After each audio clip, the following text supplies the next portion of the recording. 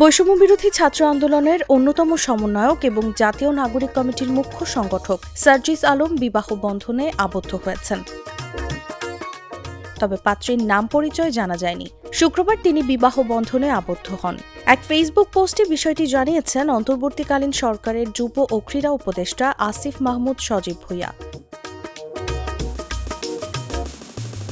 ওই পোস্টে তিনি লেখেন, নবজীবনে পদার্পণে অভিনন্দন সার্জিস ভাই, বিবাহিত জীবন সুখের হোক।